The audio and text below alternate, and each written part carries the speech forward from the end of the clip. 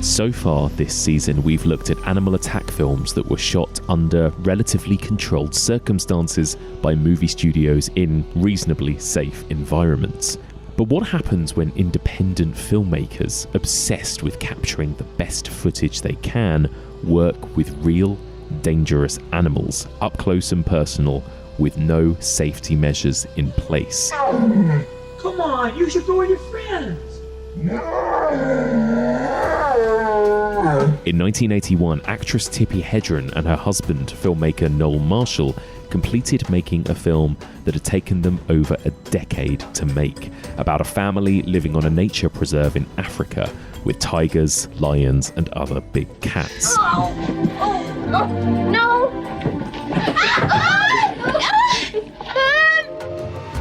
Marshall, Hedren, and her family shot the movie together with over 150 untamed wild big cats. And while nobody died, over 70 members of the cast and crew were seriously injured during production, including cinematographer Jan de Bont, who was scalped by a lion and hospitalized. The film, Raw, has since become known as the most dangerous film ever made. Well, we're into autumn now. Expedition 2001 coming to an end.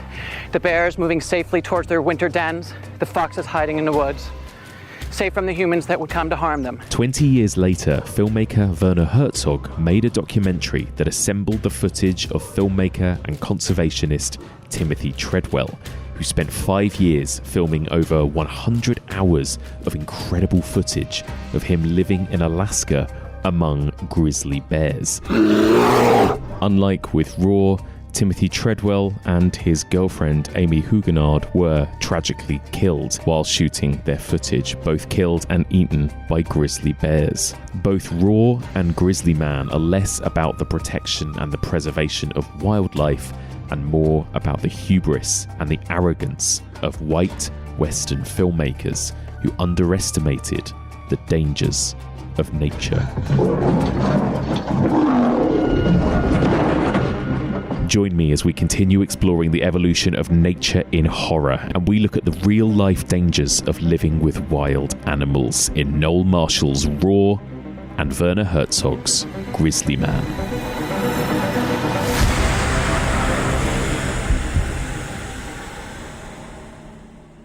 Welcome back to the evolution of horror. My name is Mike Muncer, and as ever, I am your host. In this podcast, we explore and dissect the history and the evolution of the horror genre, one subgenre at a time. We are currently in the middle of our 10th season, exploring the evolution of nature biting back in horror, and this is part 19. It's a real doozy of a double bill this week. It's bleak and terrifying, but fascinating. As the intro suggested, we're going to be looking at Noel Marshall's Raw from 1981 and Werner Herzog's Grizzly Man from 2005. Both of these discussions will be spoilerific. You almost can't really spoil these films, though, to be honest. It's less about the story and more about just the jaw-dropping footage and real-life stories of what happened with these films. So if you haven't seen them and you think you can handle it, go and give both movies a watch before you listen to our discussion. So I sat down with presenter, broadcaster, writer, film critic, and my wife, Rhianna Dhillon, to discuss both these fucked up movies in depth. Enjoy. Hello, Rhianna Dhillon. Hello, Mike Muncer. How is it going? It's going well. Good. So we're here to talk about, like, this series. We're talking about animal attack movies, nature in horror films, that kind of thing. Are you a fan generally, would you say? Do you like an animal attack movie? Do you know, I probably wouldn't say that is my favourite subgenre of horror. Yeah. I wouldn't even necessarily think of it as a subgenre of horror, to be honest. Animal attack specifically. Mm-hmm. Obviously, the big ones I'm a huge fan of because they're classics, like Jaws, for example. But The Grey was one of the worst films I've ever seen. Worst in what way? I just hate. I think it's like probably just badly made. Yeah, I think it's probably to do with Liam Neeson more than The Wolves. Not a fan of Liam? No. but also I guess it depends on the animal, right? Like I hate watching insect movies. Yeah. Like spider films. I can't bear because I hate spiders so much. But I don't know. Snakes on a plane? Great. Love snakes. Happy to watch loads of snakes. Yeah, interesting. Yeah. And obviously the birds we've talked about together, right? Love That's an all-timer. The Birds. Yeah. Brilliant film. Tippy, of course, is the star of this whole season of the podcast, actually. She is. Yeah, and actually, I mean, I was going to ask you, I've been asking everyone about, what kind of phobias they have. Obviously, moths. I'm aware of yours. Yeah, you are. Spiders. I had to get rid of a spider in our room the other night, actually, didn't I? And moths, yeah, that's an unusual one, actually. Moths are my worst thing. That's your worst thing? Because they fly up my nose, all of them. They're just attracted to my nostrils. Yeah. It's horrible. It's actually weird. Like, I thought you were exaggerating, but again, like I remember you saying that when we first met, and then having lived with you, it's true. Moths just fly at my face. You and at your face.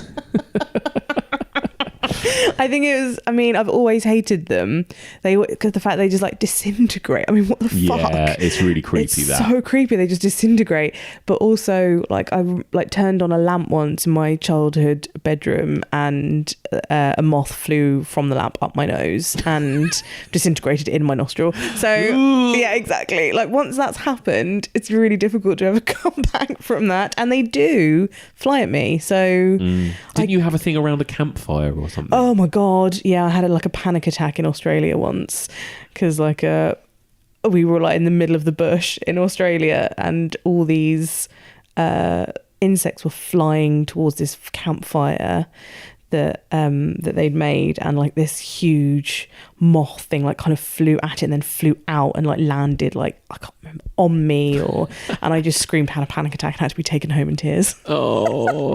Not home to England, home to our little like bunk beds. Yes. I mean, to be honest, that you even doing that's braver than anything I would do. Like, you went to the Australian bush and you sat around a campfire at night, like when there are going to be all manner of insects and creatures there, right? Yeah. Like, so you're I mean, I would say on the whole you're a pretty brave, outdoorsy person. Like, you're not really that bothered by things like that. You're less bothered than I am. I'm less bothered by animals than you are. Yeah. I like animals a lot. Like I was way more worried than you were about all the warnings about mountain lions and bears and things when we went to Yosemite. I was so gutted we didn't get to see any. Yeah. And like, what? Did the two films we're not about to talk about make you think, yeah, no, we should not be coming across mountain lions or bears? I really didn't think that we'd ever be in danger, genuinely. I think that's the thing. The chances of us being in danger in those sorts of scenarios are so small. It just wouldn't kind of come into my head. And I know the whole point of phobias is they're irrational, right? Like I know that a moth isn't going to hurt me. And I know on average that spiders aren't going to hurt me, unless it was those ones in Australia. Yeah. But for some reason, I just can't. There's something about them which I find just horrendous to look at. So like having that as like the basis of a film, I can't do that to myself. If it's an animal, or even a shark, I can handle that. Yeah. Because I'm not revolted. But yeah, you've never sat through arachnophobia, have you? Or eight-legged freaks? No. Infested this year? No. No, you don't do anything like that, do you? And there aren't really many moth films. Mothra. Which Yeah. I did, to be fair, sit and watch a little bit of with you, and that was fine because it wasn't really a moth. It was a giant puppet thing. Yeah. Or man in a rubber suit. Yeah, that wasn't that bad. I could handle that. Yeah. I think, that's the thing about Thank you for calling me brave, by the way. I mean, you are brave. When it comes to this kind of stuff, you're way braver than I am. I'm braver than you with horror films. Or I'm just probably more stupid than you are. Maybe that's the difference. I mean, maybe. Because the things that you fear are way more irrational than the things that I fear. Yeah. Because I'm like, well, that could actually kill me, a mountain lion. Yeah. Whereas... Just get a big stick. Yeah, just wave it about until they go away, or whatever those warning signs said. Yeah, sure. Yeah, totally. I think it's funny though that those movies, like you talked about The Grey as being shit. there are so many movies like that. Like, I think that's the other thing about this subgenre, is that they have a reputation as being kind of trash cinema, like the Sharknado movies. Like, animal attack movies can often be considered like relegated to just kind of like stupid B movies, like The Meg, like all those shark movies that we get. And yet they're also, like, in some ways the bigger the most real threat we have is nature, right? Like, and not just animals. Like, we're also covering natural disaster movies, we're covering pandemic movies, right? Like, all the ways in which nature, you know, can fuck us. Everything from The Day After Tomorrow to Melancholia to, like, all of those kind of horrible end of the world movies. Those are so frightening. I find Mother Nature incredibly terrifying. I've seen a lot more of those sorts of films. Yes. But yeah. The Impossible, do you remember that with Ewan McGregor? God, I will never get, like, the image of somebody's thigh that's been, like, impaled on a tree out of my head from The Impossible. Was that Bayona that did that? Yeah, J.A. Bayona. Yeah. And obviously that is sad film because it's true. But yeah, those sorts of things are terrifying. They are. And The Day After Tomorrow stayed with me for such a long time. And I think those films are incredible and scary. But again, it is nature biting back against humans. Yeah. And so are these animal films, right? Like, it is always the humans are the bad guys. Always. Almost without fail. Although maybe not the Sharknadoes. I can't remember the plots of those off the top of my head. I think that's probably true. I think, like, for the most part, the humans are idiot, you know, idiot, arrogant characters that get what they deserve. Yeah, I think that's true. And I think these two movies are particularly interesting in that regard because they're not completely fictional. They're not really, you know, Raw is, I guess, but it sort of isn't, and Grizzly Man isn't at all. No. And so that feels harsh to say these people deserved what they got. Oh no, I don't think they deserved it. I don't think deserve is quite the word, but there's no surprise around it. No, absolutely. It was an inevitable conclusion. Yes, definitely. And I think that is what's scary about these sorts of movies, is that they are a reminder that we're not, like, top of the food chain. We're not kings of this castle, and right? We're not gods. You know, we can't command animals and nature to bend to our will. Mm-hmm. And also animals, that is what makes them scary and amazing, because they don't have ill intent, but they just do what they do, right? Yeah, and you can't blame the animals most of the time in even a fictional movie. Most of the time, that's the thing. And by even putting them in films, you're already sort of anthropomorphizing them. Yeah, which I find really interesting. Like the way that animals are talked about in the films that we're going to talk about today.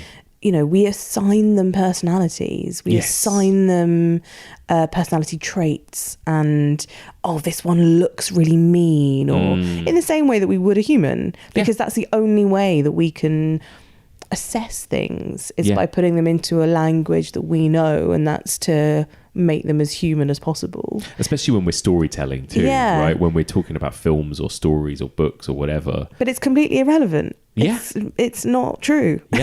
Yeah.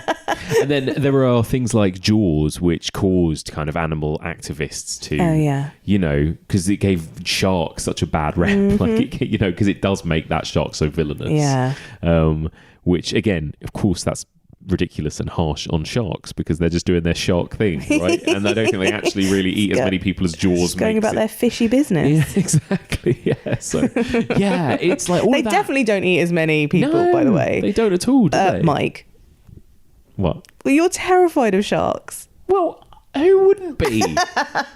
Again, but you wouldn't go. You're not. You wouldn't go in the water even if it was like. If it wasn't a great white, but like another shark that doesn't eat. No. See, I think that's funny because I'm like, they wouldn't bother, they didn't care about you. Again, this is where you're so much braver than me. And I've spoken about this a lot this series. And so have 90% of my guests, actually, that no, they don't go in the sea or the ocean. I don't. All of you, that's so odd. Yeah, no, you're the odd one. No. That's you patently not true. You live for being in the sea or the ocean. Yeah. Like, it's your favourite thing. Yeah, that's not odd. I think that's really normal and healing. No, we're not meant to go there. Yes. No. Well, we're not Well, let's not get into what we're supposed to do as humans or not. Oh God. But yeah, so I think all of that's really interesting. But I think, these movies particularly are so fascinating when it comes to all of those. I guess like the sort of ethics of it, of animals and being with animals, right? And animals in entertainment and all of that kind of thing. Oh, I know. And I guess like everything, it just really kind of makes you, I was watching you with those chimp movies the other day. Oh yeah. What were they called?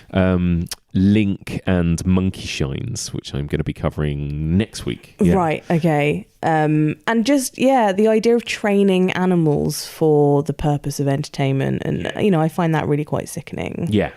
And difficult to get my head around. Even if you're not an animal activist or, heavily into animal rights, you must watch these things and think it's incredibly cruel. Yes. And not funny. And so when they were making them, I know things have changed so much over the last 30, 40, 50 years when it comes to animal awareness. But it just is still, I can't get my head around it. Yeah. Same with circuses. Oh my God, I know. So sad, all of that kind of stuff. Yeah. So with the films that we're talking about, I guess part of what they were trying to do is raise awareness of actually how wonderful these creatures are, and it's supposed to be like a celebration of these animals. Yeah, with both these movies. But actually, both of them, it completely backfires because again, they're trying to put them into the way that a human can handle things, and that's not how you can't channel animals in that way. No, it's ridiculous. There's we'll talk about it more with Grizzly Man, but there's almost a kind of there is such an arrogance and a sort of almost privilege as well to the way that main character of the white man in both of these. Yes, exactly. Because it's interesting, I know we're going to get onto them individually, but in Raw there is a Kenyan man who in the outtake or in the behind the scenes is like, this is not what we do with these animals. You're not supposed to cuddle them, you're not supposed to kiss them, you're supposed to respect them, keep them at arm's length, whatever. And the same message is in Grizzly, from the Native American. It's just like, this is not what we do, and we've lived in harmony with them for years because we don't go near them, because we leave them be and they leave us be. And it's the arrogance of the white man being like, look, we can tame them or we can live with them. No, you cannot. And you should not. And also with both these films, like with the men at the centre of them, do they really care about the animals, or do they just want... It's a platform for them. Yeah, do they just want to star in their own movie, right? And look amazing. So interesting, isn't it, these parallels? Yeah, it's really interesting. So let's get into it. Let's talk about one of the most shocking films ever made, which is Raw from 1981. He's going to jump on us. No. They're just playing. They like to play the old cat and mouse game. Here, I'll cover you. Oh, God, John. No, if you just look at him, or you run at him. No, look. What? Oh, that's Johnny lying. You never have to worry about John. Are you scaring him? It's just playing, I'm telling you. But you could get killed. The cat's got a little excited, that's all. Oh my God, where to even begin with a kind of synopsis of this film, right? Well, in a way, it's quite simple. The actual plot of this movie is pretty basic and easy to sum up, right? It's about a guy who is a kind of sort of naturalist, I suppose, a kind of preservationist. He lives in Africa with a whole bunch of lions and tigers and big cats. His family come over from America to visit him. There's some miscommunication. He goes out to pick them up from the airport, but they've already gone. So they arrive at the house without him and find themselves under attack from these big cats. Meanwhile, the husband has to make his way back to his family to save them in time, essentially. And it's a kind of action romp, really. It's almost like a kind of weird, I don't know, like Swiss Family Robinson type situation. It's kind of silly and fun, and you've got like all these antics with this family all trying to evade tigers and lions and big cats and get through it, essentially, right? So it's a kind of action fun adventure movie, right? That's at least what it purported to be. Now, the real story of this movie is how it was made. It was written and directed and produced by Noel Marshall, a filmmaker at the time who was married to Tippi Hedren. The two of them decided they wanted to make this film. A long time earlier, in 1969, Tippi Hedren was filming a movie in Mozambique, and she and Noel Marshall had the chance to observe a pride of lions who had moved into a recently vacated house because of increased poaching. And they found them absolutely fascinating, these animals. They absolutely fell in love with them. They became very much preservationists,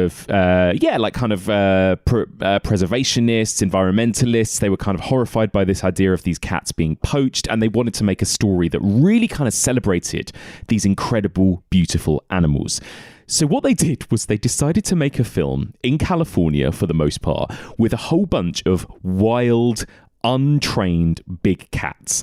And essentially, they couldn't really find many other people, like official kind of Hollywood actors or crew members, who would want to sign up for this because it was so fucking dangerous, right? So instead, they basically roped in their own family. This movie also stars their kids. So you've got John Marshall, Jerry Marshall, and also their daughter, actress Melanie Griffith. So all of the family are in this film together. Noel Marshall stars in it, and he directs and produces it. And the crew is made up of a bunch of people who had not worked in the film industry before and just needed a job. And essentially what we are seeing is footage of human beings up close and personal living with these untrained, wild, big cats. And we're talking like 150 of them. There are lions, tigers, panthers, pumas, leopards, cheetahs. There are also elephants. We'll get into that. And so this movie has kind of become infamous, not for its story, not for its direction, not for its set pieces, really, but for just the unbelievable behind-the-scenes stories. And we'll get into it. Essentially, just how dangerous this movie was. It's become known as the most dangerous movie ever made. And you're seeing this absolutely horrifying footage of these actors, including people like Melanie Griffith and Tippi Hedren, being seriously attacked, mauled, injured. Over 70 people involved in this film were hospitalized and injured. It's a miracle nobody died. So essentially, it's not so much about the story as it is just about the sheer I guess, horror of the footage, horror and sort of wonder and beauty of the footage. It's a really weird mix. It's a very queasy, uncomfortable mix. This was your first time seeing the film, right? Mm-hmm. What did you think of it? It was honestly one of the most shocking things I've ever seen. Yeah. And because a lot of the stuff that we watch for your podcast isn't real. No. And I might get frightened and scared and not be able to watch it for whatever reason. It was really difficult to watch because you knew all of it was real. Yes. And even, like, you can see the fear on the actors' faces. It's insane. Yeah. There's just stuff that it's because it's so badly acted overall that you can absolutely differentiate between when somebody's acting and when they're not. That's a really good point. Yes, we should say it's not particularly good film. Oh, it's fucking shit film. But it's a terrible film. There's no plot. The acting is terrible. The editing is pretty bad. But what is amazing I don't know about the editing, but yes. I just mean that it's overly long. Like there are just like these. No, I think the editing is quite bad. But what is incredible, I guess, is the access to the animals. Yeah. Is that you have a camera right in the midst of watching these cats go about their business. And obviously, they're being corralled in some way and they're being moved here, and but they're not trained. And so sometimes the best bits of the film are just when the camera is just watching. Oh, yeah. And just letting these cats play. And I think it is the fact that they're cats. And you see that direct line between domesticated cat and these huge lions, like you say, panthers, whatever, doing the same behaviors. Yes. And that is amazing to kind of have that exposure, I suppose. Yes. Yeah, I completely agree. I think you're right about the film not being particularly good as a sort of narrative. Like it markets itself as a kind of like comedy adventure film or action film. Don't know where the comedy was apart from us just laughing at how ridiculous it all was. But It's not that funny because we didn't laugh much, I don't think, apart from in disbelief. Yeah. It was unbelievable. It's one of the most uncomfortable things I've ever sat through. Yeah. It's so stressful, like you say, because you're basically watching a snuff movie. Yeah. Like you're watching people genuinely bleeding and getting mauled and, you know, injured. No human beings were actually killed making this, but people came close, right? People got scalped and all sorts. No cats, in theory, were harmed in the making of this film, although when you read up more about it or you watch the documentaries about it, actually some cats were killed. And whether or not it was directly linked for the film, that's the debate, I suppose. They were killed because they were there as a consequence, because they were there. Yeah, exactly. So all of that just makes it hard to watch, doesn't it? I think. Yeah. It is really hard, and I think because when you watch gore in cinema, you know, I'm okay with seeing gore because I'm like, it's not real, it's okay. And when it's really lifelike, sometimes it's a bit difficult, but overall it's fine. So watching somebody actually, you see, you know, teeth going through flesh or claws going into skin, that is horrible, knowing that person was in pain, even though you know they put themselves in that situation. But just the shock of seeing it, because it was like the Wild West in the 70s. Yeah. They keep saying this would never be made today. It's like, you know, obviously it wouldn't. But the fact that it was made, the fact that it could have been made then, with no safety, anything. They said over 100 members of crew had to go to the hospital one time or another, and the actors. Everyone got injured. Yeah. Like you say, Jan de Bont, the cinematographer, who would go on to be, of course, director of films like Twister, Speed. He was the cinematographer on Die Hard. He got literally scalped, didn't he, by a lion? And then went to hospital for a couple of weeks and then just came back and carried on. He was apparently a bit of a madman, wasn't he? Yeah. But everyone had to have been a bit of a mad person to work on this film, right? I mean, particularly Noel Marshall.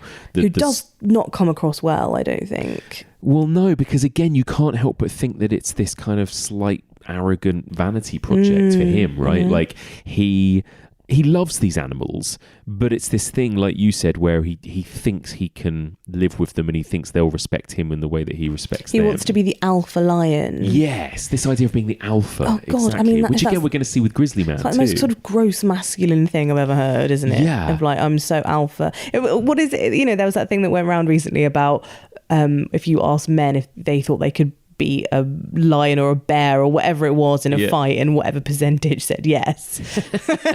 You're just like, no, that's not how nature works. No. You're not an alpha compared to these primal animals. Exactly. It's so you see Noel Marshall and his you know, quote unquote character in the film, but it's really just him, I think, running around yelling at the lions, trying to like separate them when they're fighting, being like, I run this roost, you know, basically, you know, and you just, it's so stressful to watch because you know that like at any minute they could just pounce on him, bite him, scratch him, claw him, which they do, of those things. Yeah. He ended up with a bite through his leg. He ended up with his hand nearly being ripped off, right? Like all sorts of other things. He got gangrene.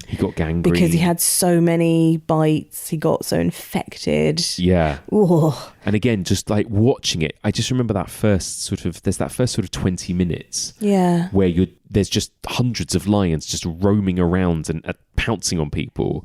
And it was just relentless and chaos, wasn't it? And I was just like, oh my God, when are we going to get a second to even breathe in this film? And it was just non-stop attacks, wasn't it? It was exhausting. It was absolutely exhausting. And watching it it's Kylo Mativo who plays who's the Kenyan guy, who he's like a friend of Hank, the main character. Yeah. I'm not 100% sure what his role is in the film. Well, because it's set in... sort of an environmentalist. Yeah, because Noel's character, Hank, is it? Yeah. He's out there working, right? And so I guess he's with these other sort of Kenyan people. So I guess he's like some sort of environmentalist or something. But you can see how... I mean, the character is really uncomfortable to be there. Yeah. But it almost doesn't feel like there's a character. That just feels like Mativo, the actor, is also Mativo, the character. Like there is... And that is our sort of entry point, I suppose, because he is going... yeah, don't worry, this is batshit. Like, yeah, this is absolutely crazy and this is horrible and frightening, and I'm sort of gritting my teeth just to go along with it. Like, that's the vibe that we get from those first 20 minutes, which is, I think, the only reason why we can sort of sit and watch it, because it's like, okay, there is that acknowledgement that this isn't normal. Absolutely, you're right. Yes. It's supposed to be this absolutely insane situation. Yeah. And I think knowing when I went into it that no humans were killed, and that for the most part the animals were, you know, not harmed, not abused. They were just allowed to just roam about. Yeah. That kind of also makes you go, okay, phew, at least like, okay, we're gonna see some pretty scary stuff, but nothing that bad. Yeah. Right? So yeah, it is, but you just have to like steel yourself for it a bit, don't you? You know. What about the other characters? So, you know, we've also then got all of Noel Marshall's family, like his actual family. So his wife, Tippi Hedren, and their children, of course. Like, how did you find Tippi Hedren in this? Again, like, unbelievable, right? That considering we've talked about it together before, what she got put through by Alfred Hitchcock on The Birds, that she's become this kind of animal activist as well. But what a masochist, really, to go through this again. Yeah. You know, and genuinely go through this again. So she in the film gets picked up by an elephant, and again they'd practiced it apparently, because there was actually some training with the elephant as opposed to the lions, but she slipped. I think that was her rather than the elephant dropping her, but she slipped and broke her ankle really terribly. And it's just like, why would you keep doing this? Why would you put yourself literally in the lion's den? Why? It makes no sense to me. But I think it's like this Hollywood thing, this eccentricity. Yes, like they had eccentricity. They had these lions in the middle of, what did they say, in the middle of like Beverly Hills, basically opposite Beverly Hills. And it's apparently just that in the 70s you could just buy big cats and in people America, were selling them in America. But it's that sort of untouchable thing as well, isn't it? She's Tippi Hedren. She's this huge star. Yeah. Because I don't think they were planning on doing this animal activism thing to the extent that she ended up doing it afterwards. So she clearly fell in love with them even more while filming, despite the fact that her daughter nearly had her face ripped off. Melanie Griffith, who needed plastic surgery. And she was so young. Yeah. So young. And there's a particularly scary moment, isn't there, where Melanie Griffith is being attacked by a lion, well, sort of played with by a lion who's just pinned her down and is just kind of rolling around on the floor with her, but she's clearly very scared. Doesn't the lion like have its face, like it's her head around its face? I don't know. Its mouth really near it does. Her face. Yes, it's like got her head in its mouth, essentially. It's not biting down, but it's just kind of playfully pinning her down. And Tippi, her mother, is there and is like trying to like not panic the lion or her daughter, right? But is kind of desperately trying to get her free. And no one quite knows what to do. And obviously this lion is so much stronger than anyone else in the room. And it's just like, again, that is a deeply uncomfortable moment to watch. It really is. I think knowing that these are not just an actor and a director, but a parent, a father, is putting his own children at risk. It's to the insane. Extent just that's what I mean. It's madness. It's absolute madness. But they go along with it. They do it, and maybe they loved it. It seems like actually the guys, especially, we don't hear from Melanie Griffith in the documentary of the making of. She's like notably absent. So I wonder if she was more traumatized. I think she was younger as well. But the two guys, you know, they can talk about the madness, but they seem genuinely like moved by it all, and they I think had quite an amazing time, even if it was terrifying. And who knows, with hindsight, or you know, maybe they've forgotten, but I guess it can't have been as hellish as it looks necessarily all the way through to film. Well, I think you're right as well about this, like, even if they went into this movie with what they say is kind of the best of intentions, that they were insistent that none of the animals were harmed, that they were, you know, completely kind of untrained and were just left to roam free, and, you know, they were just there to kind of make this film around them. You're right about, like, it's this kind of Hollywood eccentric privilege, doing whatever we want because we can thing about it, right? It's really got that vibe about it, that it's this family of celebrities that are like, this will be fun, let's do this. And yes, they're doing it kind of for a good cause, but are they really? Well, and then I don't know. And then I think Tippi, I think it did change her by the sounds of it, didn't it? Because Tippi Hedren then actually, she split up with Noel Marshall a month after they wrapped this film, right? Which, to be fair, took them like 4 years longer than they thought it was going to. Yes. So they made this film over years, and then finally when it had wrapped, they split up. And then Tippi basically stayed in that reserve, didn't she? And turned it into this kind of animal sanctuary. And then went on to be kind of like awarded accolades for kind of animal activism that she did with big cats and everything. She essentially just like quit acting and was no longer a movie star and just dedicated her life basically to protecting and saving these animals. So it really did change Tippi Hedren, didn't it? Whether or not that's, like you said, whether or not that's the intention they went into, they had when they went into it. Yeah. I mean, it is in some ways it is a kind of beautiful film when you think about the majesty of these creatures, because you can't really take your eyes off them, and they are beautiful to look at, and they are extraordinary, and you know there are some like lovely moments which I'm aware, you know, might be a bit hypocritical considering what I was just saying at the beginning of this, but like there's this really lovely bit where one of the young cubs who's grown a little bit, who's obviously grown up with this family in real life as well, and he just sort of has this little like conversation with Hank. He's called Frank, I think, the lion. Or is it Gary? Oh, Gary. Yeah. Gary the lion has this adorable conversation, inverted commas, with Hank. Well, hello, Gary. Wow. Why didn't you go with your friend? Oh, come on, you should go with your friends. Oh, come on. You really changed this place. New curtains, new drapes, new everything. Come on, go with your friends. Wow, come on. Oh, yes. You have to go with your friends. Come on. Oh. Where he just kind of yowls at everything he's saying, and it's just like watching a TikTok video or an Instagram video of like a cat like replying to its owner. Yeah, it's really sweet. Well, this is the thing. Like we've talked a lot about what's wrong with this film, and there is a lot wrong with it. But actually, the thing that makes it incredible to watch is just like you said. It's just the access they have to these cats. Like you've never seen footage like it, where you're just watching this incredible up close and personal footage of these amazing animals and people interacting with them, and what that looks like when there's no health and safety or anything. And it's insane, but it is like we said, you can't tear your eyes away. It's like real life Jumanji. Yeah. It's like being in that house and seeing what would happen if you did let not just a few lions, but like a pride of lions into your house, and what you think would happen exactly happens. Yes. Like they destroy everything. Like there's a bit with a lion like ripping into a sofa and being like, like kind of sticking its stuff and like, ugh. There's this moment that is like something out of the Texas Chainsaw Massacre, where like family members are having to hide in like pantries and fridges and things, and the animals are trying to like claw them out of there and stuff. Again, it's like genuine horror movie stuff. Yeah.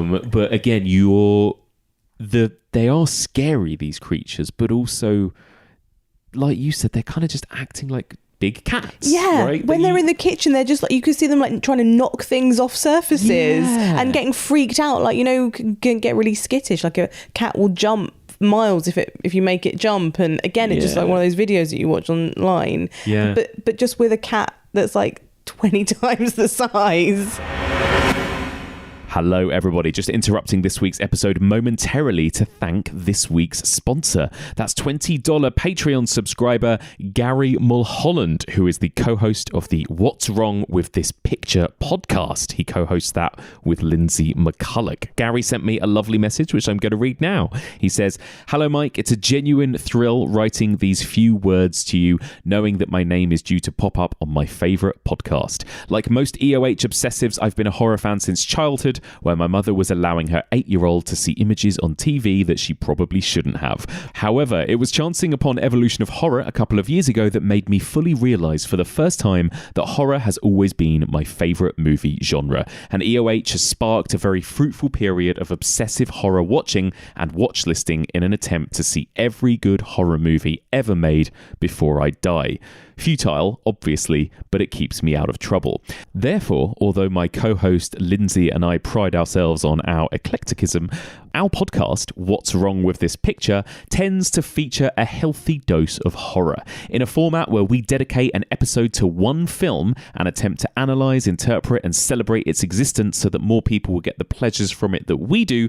We have already covered the likes of Under the Skin, The Wicker Man, Midsummer, Todd Browning's Freaks, Mulholland Drive and many other horror-adjacent classics in our 41 episodes so far, and we'll be turning our geeky attentions to Cronenberg's mighty Videodrome, Hitchcock's subversive Rope, Ali Asabi's poignant troll noir Border, Ben Wheatley's Sightseers, and Ted Kotcheff's deeply disturbing Wake in Fright in our ready-to-drop Season 5. Since quitting my former career as a music and movie journalist to work for the Turning Tides homelessness charity here in West Sussex, I've ended up backtracking and talking about culture again via podcast, largely because Mr. Muncer and the likes of Becky Dark, Brad Hansen, Anna Bogutskaya, and Stacey Ponder have reminded me that talking amusingly opinionated shit about the stuff you love and hate with like minds is quite a fun way to live life. So many thanks, Mike and fellow EOH alumni, for the hours of pleasure and education you have given me these last couple of years. Those listeners who are curious about our podcast, What's Wrong With This Picture, can find us on Spotify, Podbean, Amazon and all quality podcast platforms, not to mention on Instagram at What's Wrong Podcast. Those who are not curious about what's wrong with this picture will feel much guiltier when they bump into me at the upcoming EOH Halloween live show at London's Regent Street Cinema, my first EOH live event, and I'm very happy to be attending. I feel like I'm going to be meeting my tribe for the first time. I can't think of a higher compliment I can pay to the horror house that Mike Muncer built.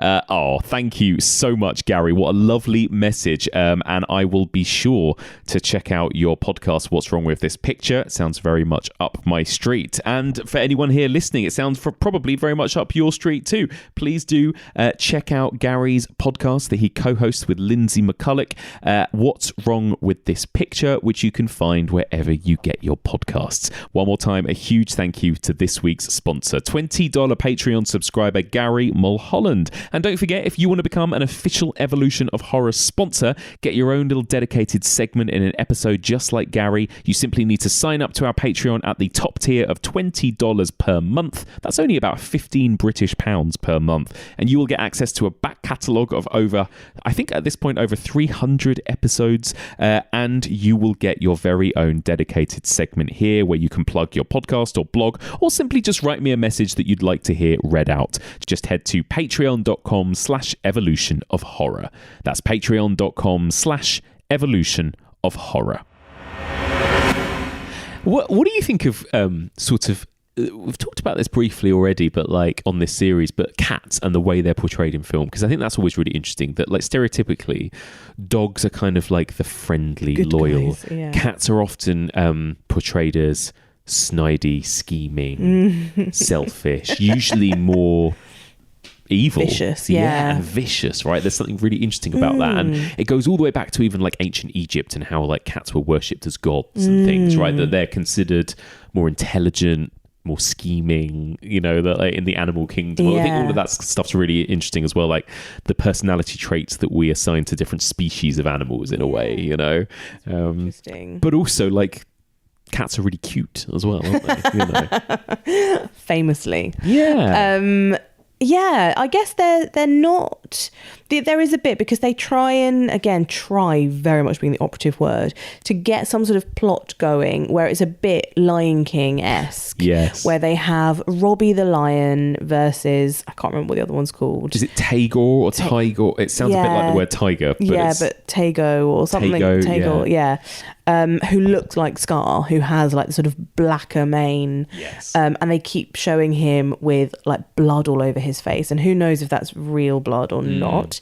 But he is quite an ugly lion and scary looking. It looks like he's cut the face off another lion and put it on his own face. Like I was like, this is like he's like the Silence of the Lambs lion. It's really creepy. But again, just like saying that, they keep talking about him as like the villain and the mean one, and again we're like projecting what that means, what that looks like for a lion. But there is like this fight that goes on between the two of them, and it's like every time the villain comes on, it's almost like we're supposed to boo, even though it's a lion. So there is that element of it, of them kind of being like they're trying to make out that he is that he has some insidious plan to take over. So there is an element of that. There is. You're talking about, and it's pretty thinly drawn. Very flimsy. That stuff is kind of done away with. But you're right. Like that is absolutely there at the beginning. Like the good lion and the villain lion and all of that. And then you've got tigers, and the tigers always obviously look stunning. Oh my god! And they're incredible to look at. But they're amazing as well because they seem to keep posing the threat to people that are in the water as well. So people that get into the water thinking they're safe from the cats, because cats famously don't like water. But the tigers just jump in and swim and carry on trying to pounce on people, right? And some of that stuff's just again, like, I guess in some ways, in terms of the people involved, the real star of this is Jan de Bont, because the cinematography is unbelievable. Like some of these kind of action set pieces, which I say in quotes, are amazing. Like the guy riding the motorbike being chased by the lions, or the people on the boat and the raft, and like the set pieces are incredible and how they filmed them and stuff. But again, you're just like, how have all these people not actually died? And he did come so close. But you're right. The fact that I guess the whole point, the reason why they got so injured was because they were willing to risk putting themselves so up close to all of the lions. But also I think they, judging from the documentary, they were really pushing it with the number of takes they did. And that I think comes down to the director, to Hank, and that not Hank. Noel. That's his character's name. Noel Marshall. That comes down to the arrogance. And, considering he's a terrible actor, it was just like, well, what is the point of this? Like, it's not... it's weird. It's so weird because it almost would have just been better to just be a documentary. That's what I kept thinking. It's like Grizzly Man. Grizzly Man is in some ways the better version, because it's actually just a study of what's going on with this person. Why is he so obsessed? Like, that's the more interesting story in a way, isn't it? It's like, why was Noel Marshall wanting to do this? Like, what was going on in his mind that he wanted to make his family be put through this, and but whereas we're not getting told that story, we're getting this weird kind of sort of Swiss Family Robinson type thing, which they sort of play on towards the end of the film, when they suddenly, it's like almost like an overnight thing where they realise that the lions just want to cuddle us, they don't want to kill us, they just want some snuggles. But it's still quite amazing, like you say, with de Bont's cinematography, where he just like spans an area and just capturing these lions just doing what they're doing in a quite confined space. All of them just like pouring in through doors and windows. Jaw-dropping. It is jaw-dropping. And the way how close the camera gets to all of them, and the way that the lions also seem so captivated. Like, there are some amazing bits where they have that crossover between human artifacts and effects and the lion's intrigue with them, like a lion skateboarding, and that it's just that they're not trying to make it skateboard, that it's just found it and is just having pushing a go, with its feet or like nicking a backpack, or like chewing it, or just that fascination with it. I mean, it's so cool to see that. It is. And those amazing terrifying set pieces, like where the guy hides in the barrel of water, one of the sons, because there are lions surrounding him, and so he just dunks his head onto the water to hide, his whole body in the water, not just his. He's not just doing an ostrich, like just hiding his head and being like, they can't see me. Yeah, you're right. Yeah, so his whole body is in this barrel of water, and then he goes under the water to hide himself completely, submerge himself. And all of these lions are just kind of curiously around it, looking as his head keeps popping up for breath, and then going back down again when he sees the lions are all around him, right? But the camera, I think, in that moment also goes into the water, so we see like the lions lapping the water, just having a drink from this barrel. Yeah, and that's really cool. Yes, because they must have done that later as a pickup. But yeah, and like that kind of stuff is amazing. It is amazing, and I think that's why I would personally stick up for the editing as well, because they had like a million feet of film. That's true. They had hundreds and hundreds of hours of footage. It's just chaos, filmed over years, that they had to put together as some sort of film. I think the reason I was a bit down on the editing was because it still feels quite incoherent in some places. Yeah. And so like some of those scenes are so long, and they just completely forego the plot at one point. Absolutely. For like a good 45 minutes. Oh yeah, there's the plot is gone. I think that's why I was like, so editing they could have done something a bit more interesting with that. Instead we kind of get a lot of the same sorts of shots giving us the same sort of thing for a long time. But you're right, like the set pieces and those little intricate moments are really special. And then what about the elephants too? Because that's another element of it, because we have these big cats, but then there are loads of other animals that pop into it every now and then. There's this amazing set piece, you mentioned it already, with Tippy's leg getting injured, but where they're on a boat and then this elephant appears out of nowhere, picks up their boat and just completely destroys it, right? And then picks up Tippy, drops her. Like, again, unbelievable creatures just to watch interact with people and interact with things, right, in that way. Amazing. Gorgeous. So cool. And then I guess another reminder of like, you're so into the lions at this point and the tigers and the cats, and then just to be like, oh no, we are supposed to be in Africa and there are other animals just wandering around. Just wandering about. And all of these things can kill you. Yes, all of these things are a threat to you, but especially if you're a threat to them. And but it's just, it is really stupid because they're like rowing in this boat and they're all like kind of facing the camera and they just literally just row into an elephant and they're like, what? Yeah, I know. And it's quite cute because the elephant's trunk like comes into frame and it's like feeling in his Tippy. Little ear. Yeah. And that's the other thing that is so incongruous about it, that it's meant to almost feel like a kind of family romp, isn't it? And it has kind of comedic music and stuff. And again, you're like, what is this? I'm watching basically a snuff film. Everyone looks so frightened all the time. And people are literally bleeding, like you're seeing real blood. And yet it's like, like, what are we watching? Like a Benny Hill at one point. But no, the elephants are very cool. That was, yeah, unbelievable. Just like everything in this film was gobsmacking. The whole B plot involving the dad trying to get back to his family, and he's driving with two tigers in the back seat as well, just hanging off this car. I mean, what was that about? I don't know. But then it's just like, like this quirky little adventure where like these two tigers have just like gone on a day trip with their dad, and now they're just like going back again, just sitting patiently, and then the car overturns in the swamp, and then the tigers are swimming. There's a moment when Motivo is just going, what the fuck is going on? He leaves Motivo up a tree because he's like, I'm going to need you to distract the tigers while I run away. Otherwise they'll just follow me. So Motivo has to stay up in the tree while they like try and get him, essentially, right? And it's like, oh my god, it is. What in the name? But also they start the film, or the plot, again inverted commas, when Tippy and the kids are like on the plane or on the coach or whatever, on the way in to surprise the dad.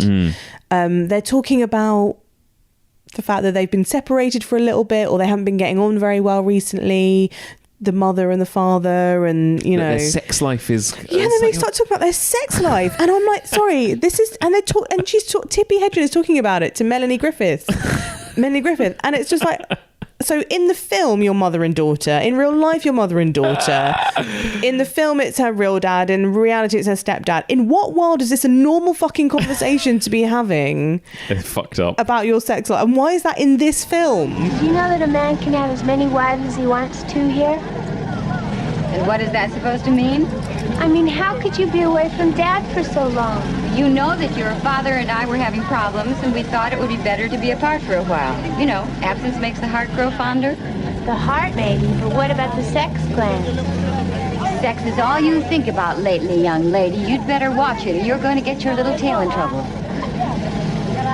Someday I hope you'll understand the beauty of restraint and self-denial.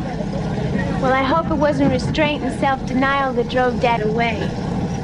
Who was this for? Who was this for? Who is this film for? They didn't know either, did they? So when the film had finally wrapped, I mean, God, what a disaster. The film then didn't even get distribution. Like, it didn't even get a release because they were like, we don't know how to market this. It was marketed as some sort of like, you know, thriller, and then that wasn't well received, and then they marketed it as like a family romp, and that wasn't well received, and in the end it just got shelved, and they put everything into it because Marshall decided that he didn't want to take $5 million for it. And so Universal offered $5 million, he's turned it down. And they like remortgaged their house, they sold everything to make this film. Again, that sort of like that incredibly selfish nature, it's mad, comes through there, I think. It's like what's been going on this year with Francis Ford Coppola and Megalopolis, isn't it? It's like a similar story. Yeah, just this mad kind of hubris. And so the film kind of tore their family apart, really, didn't it? And didn't really make any money. And only now, I think, and then it got remastered and it got released on Blu-ray, and there was that documentary about it, a documentary we've mentioned quite a lot from 2017. It's only a TV documentary. It's only 45 minutes long. It's called Raw, the most dangerous movie ever made, right? In the UK, you can watch it on Prime. It's worth a watch because, again, like I think just reading about this film, learning about how they made it is kind of, that's what makes this film so fascinating, right? Not the plot, not the acting, not the characters. Yeah, absolutely. And that's why I think it would have been much better as a documentary. Yeah. And just like you say, the end scene or near the end, where Tippy is just in bed with tigers as well. Oh God, all of that is really fucking weird. Imagine how much that house must smell as well. Like, because when you have a cat in the house, that a cat's litter tray can smell. Imagine having that, like 150 large cats. Yes, untamed, like undomesticated, like just shitting and pissing wherever. Oh, and in your bed. And she kind of like turned into this weird like Snow White character. Sort of waking up in the morning in her negligee. With just a fucking panther like lying next to her. Oh my God, do you remember when she gets knocked out by like some honey? Yeah. What the fuck was that about? Oh yeah, it all drips on her face or something. Yeah. She like passes out and then some honey. It's like Winnie the Pooh. Like, what is going on? Is it because something falls on her head? A pot of honey falls on her head and it knocks her out, and then you see all the honey dripping onto her, and you go, "Oh my God, what's going to happen?" Because all the sweet, like, is an animal going to come and try and eat her, basically? Yeah. But then nothing actually becomes of that. No. So strange. What a weird film. I mean, it was a very tense experience, though. It was. It's one of the most tense horror movie experiences I've ever had. Yeah, totally. So, you know, it did something right. I'm glad I've seen it because I have been so curious about this. Like when you said that you were going to be doing it, I was like, can I talk about this one? Yeah. Because I really wanted to just watch it. Yeah, exactly. I think, you know, it just needs to be one of those. morbid fascination. Yeah, it needs to be seen to be believed. Yeah. Kevin Lyons was saying on this podcast that he went to a screening of it. They did a screening of it somewhere, maybe at the BFI, and people were walking out like they couldn't handle it. Really? Again, just like that first, like we mentioned, that first 20-30 minutes is just such an attack, isn't it? In every sense. And I can imagine, like, you'd be like, I can't sit through this for 90 minutes. Yeah. And I think that's a really kind of fair response, honestly, because it's not about being squeamish and it's not about being frightened. It's just fucking horrible. Yeah. But those are some beautiful big cats. Absolutely beautiful. Stunning. Yeah. Just amazing. Really cool to watch them. Very cool to just have a little insight into how they play and how they play with each other. Obviously there are some like quite tense bits with them attacking each other as well. Yeah. And that's always quite horrible. I struggle to watch that kind of thing because I guess you're always wondering, especially like, is it worse because they've been hemmed into this sort of environment? Yeah. I reckon it probably, especially in that case, where they're literally they're cramming. In the house. Yeah, when they're in the house, you just think, oh, this can't be good, can it? Yeah. There's a bit in like I can't remember, I don't think it was in that doc, but in something else, where I think a tiger starts like going for Marshall, and he's just shouting, cut, cut, cut, Yes. cut. And it's like, no, the tiger doesn't respond to you cut. can't. Don't shout cut. Like, what the hell? But it's just like his knee jerk. Like he kind of maybe just forgets for an instant that a tiger is not an actor. So funny. And again, like from that documentary, you learn that 90% of the crew it was their first jobs, right? Like they needed, a production manager, a script supervisor, a sound operator, a boom operator, all those kind of jobs that, you need on a film crew. And the only people that would be willing to do this were people that just hadn't yet got into the industry, right? And just needed their first job. He was like, if you come out of prison and you couldn't get a job on anything, you could get a job on Raw. And it's like, what must that have been like for these poor people? I know. As that amazing man that started as an elephant trainer and then became a boom operator. And now he's like he's had a whole career working in sound in Hollywood because of it. But unbelievable. I guess a baptism of fire in the film industry. It can never be a worse experience than that in terms of your life. Yes. Being actual risk to life. Yeah. And by the sounds of it, Jan de Bont was terrifying. Oh my God. Everyone said he was absolutely terrifying. This was before he got scalped. Yeah. And this is just when he was a cinematographer. I wonder what he was like as a director. It was his first film, they said. Yeah. Being terrifying from the off, Christ. God. So there you go. Raw. Is it something you'd recommend to people to watch? Again, it is that sort of snuff film thing of that horrifying, can't tear your eyes away. Yeah. Not that I've ever seen a snuff film, but that's what I imagine it is. Yeah. Of like, you kind of have to watch it to understand it. If you've ever been curious about Raw, you've got to see it. But I almost think you got to go watch it sort of knowing a bit about it first, I think. Like, it's almost like you want to read up about it, find out what this movie actually is. Yeah. And then go watch it, because you're not going to watch it in the way that you watch any other film. You're not going to have the plot spoiled for you. That's not what this is about. Exactly. So it's almost like gear yourself up for what you're about to see, read up a bit about it, make sure you're comfortable watching it, and then sit through the footage. Yeah. And it is unbelievable. Yeah. And that's a really good way of going about it. Yeah. Good luck. Good luck.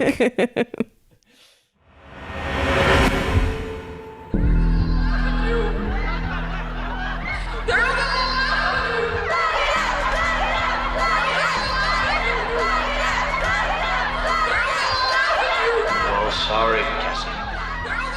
They're all going to laugh at you. That clip was from, only one of the greatest horror movies ever made. Brian De Palma's Carrie. Truly terrifying, beautiful, mesmerising masterpiece from 1976. And I could not be more excited to be hosting a spooky season screening of that film this month. If you are in or within reach of London, get yourself down to, again, one of the most beautiful and oldest cinemas in London, the Regent Street Cinema, on the 18th of October.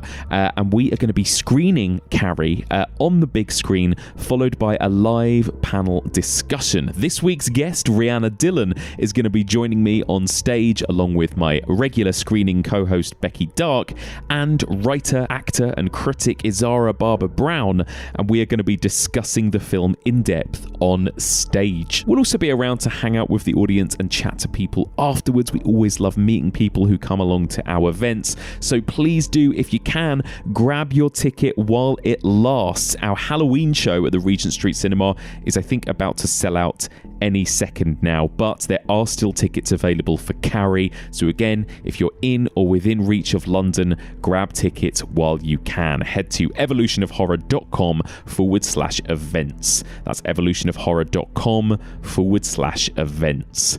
Okay, let's hurtle into the second half of this week's episode, in which Rhianna Dhillon and I discuss Werner Herzog's Grizzly Man from 2005. All these majestic creatures were filmed by Timothy Treadwell, who lived among wild grizzlies for 13 summers. He went to remote areas of the Alaskan peninsula, believing that he was needed there to protect these animals and educate the public. During his last 5 years out there, he took along a video camera and shot over 100 hours of footage. What Treadwell intended was to show these bears in their natural habitat. Having myself filmed in the wilderness of jungle, I found that beyond a wildlife film, in his material lay dormant a story of astonishing beauty and depth. I discovered a film of human ecstasies and darkest inner turmoil. Hi, Team 3. As if there was a desire in him to leave the confinements of his humanness and bond with the bears, Treadwell reached out seeking a primordial encounter. But in doing so, he crossed an invisible borderline.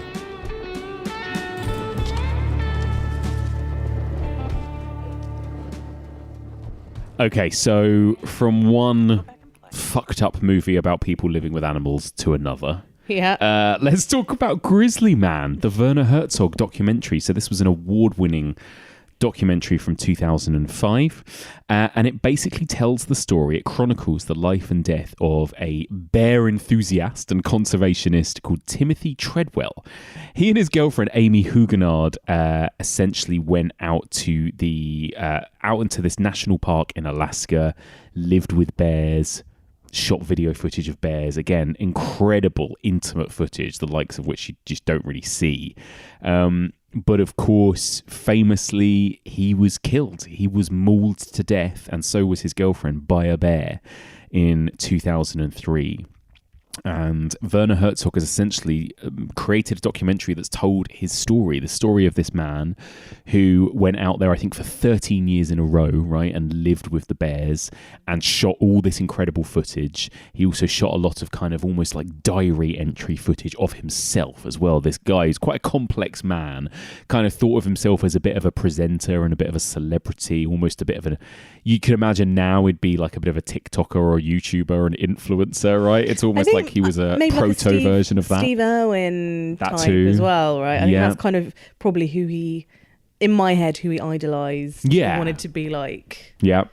But I think there is that, but then there's also that element too of like, the reason I thought YouTuber is that he I don't know, he kind of wanted to live his life on camera almost as well, you know? So yeah, the Werner Herzog documentary essentially just kind of tells the story of this man, like tries to get in his head of who really was he.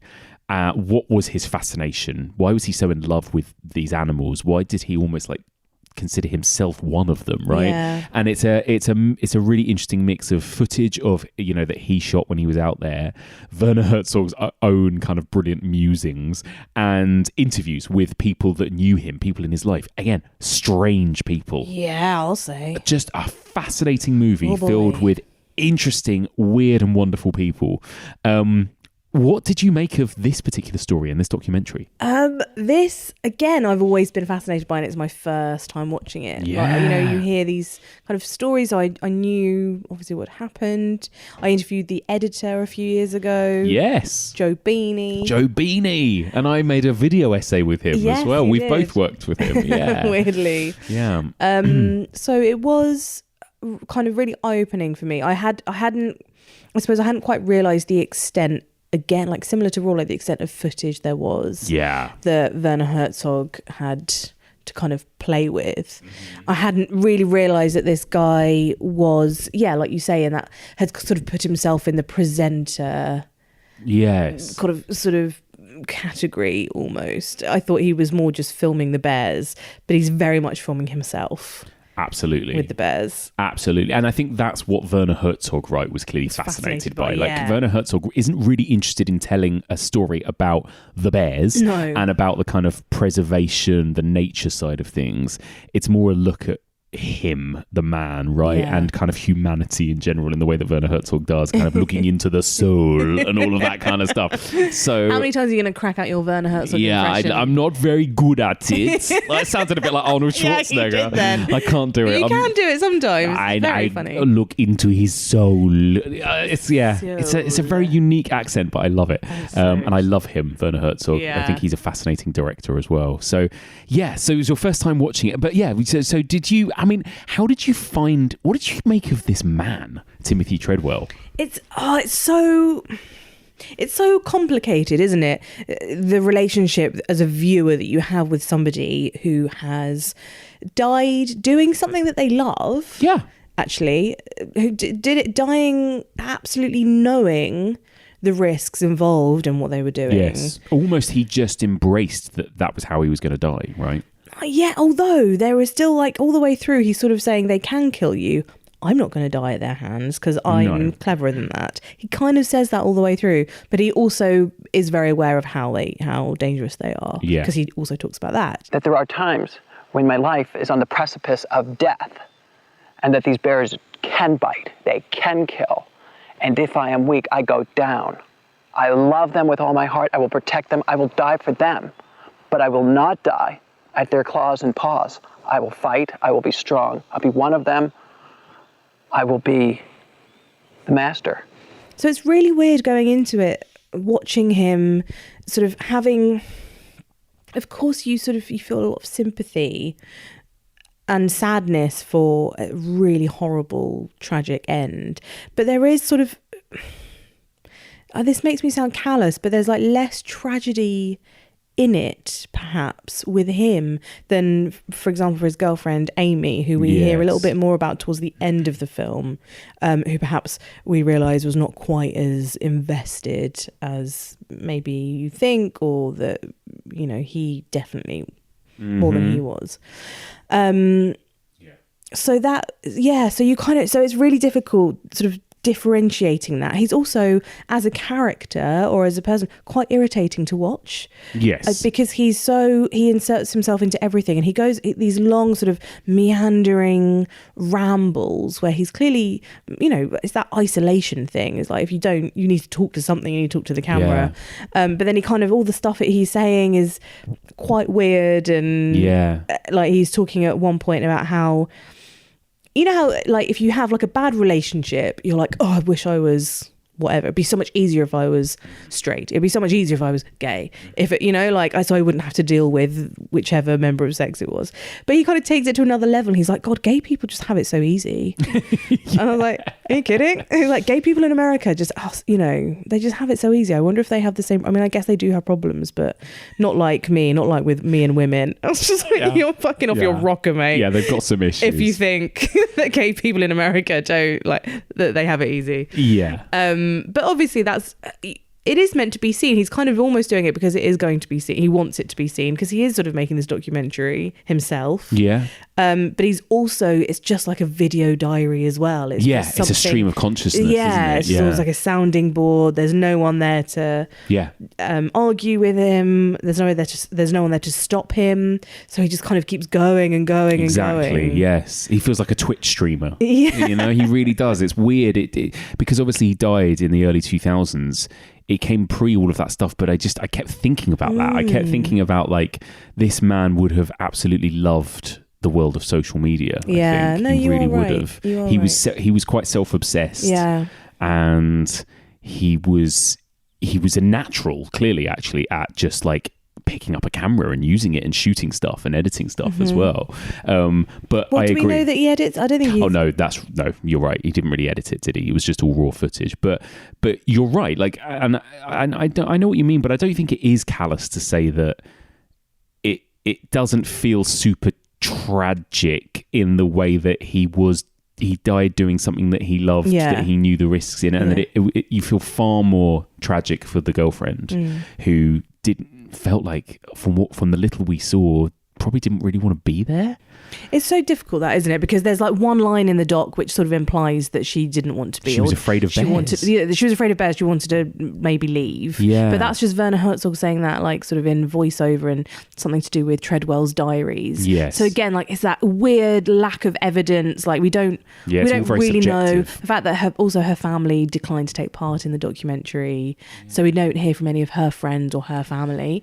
So it feels very one-sided. So it's really difficult to come down to say one way or the other about her. I agree, but I like that Werner Herzog kind of acknowledged that. I mean, you have to, I suppose, but it wasn't like he just ignored the fact that she's not part of this. Like he kind of focuses in on the fact that you only see her face. Well, you only see her like 2 or 3 times across all the hundreds of hours of footage, and even then, her face is kind of obscured. She doesn't really say anything on camera. He never mentions her on camera. It's almost like he doesn't want people to think that she exists, right? It's like when he's shooting his videos, it's like he wants people to believe he's out there alone in the wilderness. Yeah, right? There's a really interesting bit where you see him like touching down on a plane, and there's somebody else in shot, and he's like, "Oh, do you mind just getting out of shot because you're not supposed to be? You're not supposed to be in this. Yeah, I'm supposed to be by myself." Yeah, and it's like, oh, so he's kind of like constantly doing that self-editing, or he is warping the narrative. He is. That side of it is what I find really interesting. Like it presents itself as it's going to be a film about nature and the dangers of nature. But actually, like, I think as it goes on, you realise Werner Herzog is telling this story about, like, kind of filmmaking and stuff. Like he says, doesn't he? Like one of the things that fascinated him was, as a filmmaker, was the way in which this guy kind of treated using a camera and being on camera and doing, like, as we start, like, continue to watch it, as the film goes on, he starts to reveal that this guy was doing multiple takes of what he was doing that initially felt quite spontaneous, or, like you say, asking people to step out of frame. And it's actually all about this kind of, I don't know, strange, isolated man who thought of himself as a celebrity or something. I don't know. But also, the other side of that is that he would go into schools and try and advocate for bears and wouldn't take any money for doing that. Like, he wasn't doing it to get rich. Like, everyone, there are people in it that say he's like one of the poorest people that I knew. Like, he obviously didn't live for material things. No, not at all. But maybe fame and accolades in that regard. Like, he just wanted to be liked, maybe, or something. Or seen, yeah. Because there's you again, like in the second half of the film, it's revealed about his backstory that he wanted to be an actor, right? And he auditioned for a role in Cheers, and it came down to him and Woody Harrelson, and Woody Harrelson got the role or something. And again, he didn't know how much to believe this stuff. So again, like, yes, there was something in him that, like, he wanted to be famous, and also he kind of wanted to be someone else too. Like, he lived in Australia, or he lived for a while putting on a fake accent, pretending he made up a backstory for himself. It's almost a bit like that documentary, The Imposter. Like, you go, who is this person? Yeah. Like, it almost felt like nobody quite knew who the real him was and stuff as well. So yeah, it's interesting how the documentary kind of morphs into being more about that than about the bears. Yes, absolutely. But then, speaking of the bears, they are amazing. Oh my god! Again, like, incredible footage. But it's that same thing of, like, he is getting up close to them. He's like, there's a bit where he's just like booping one on the nose. Yeah, I was like, fucking hell, mate! Like, what are you doing? Don't do that. Bears are terrifying. I will agree with you on that. They're scarier than big cats, actually. Like, because especially just learning about them in that film, like, they eat each other. They eat the young and stuff. Like, oh god, you see like a dismembered arm.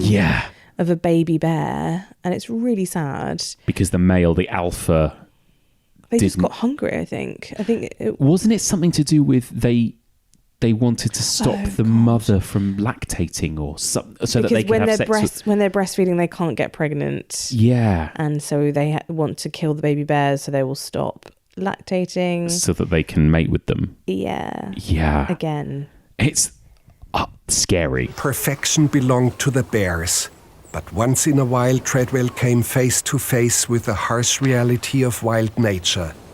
This did not fit into his sentimentalized view that everything out there was good and the universe in balance and in harmony.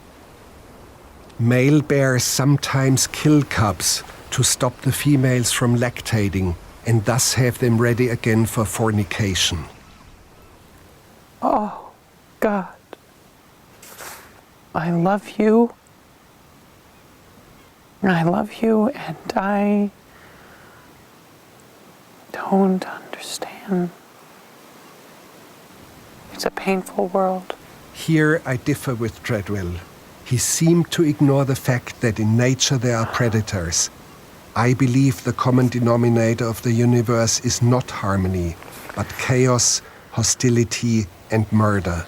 But there's this the scene that made me the most uncomfortable or like the most upset, like I actually cried watching it, was this horrific fight between two massive bears. Oh yeah.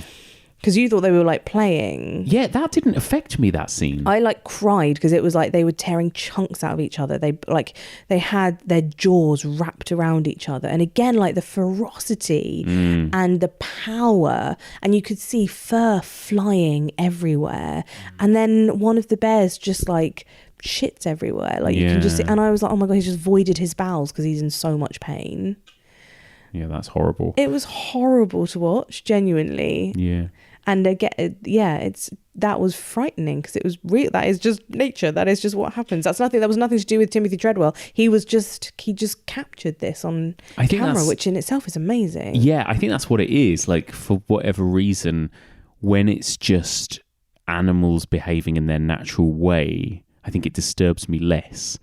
So I found that kind of fascinating. And then when you kind of realize, oh shit, yeah, that bear is in real pain, it is horrible to watch. But it's that really interesting, it's that classic ethical thing, isn't it? And you hear like Attenborough and documentary makers talk about this, don't you? Like, should we intervene and help animals when they're being killed or attacked or mauled? Or well, no, I don't. I think in observe? That scenario, you absolutely should not have done anything. Like, well, no, obviously, no. But I mean, just the idea of just standing there and observing it and filming it is. Yeah, but also it is just nature being nature, isn't it? It's so interesting. But it's sad. Like, I find nature documentaries really sad. Yeah, it is.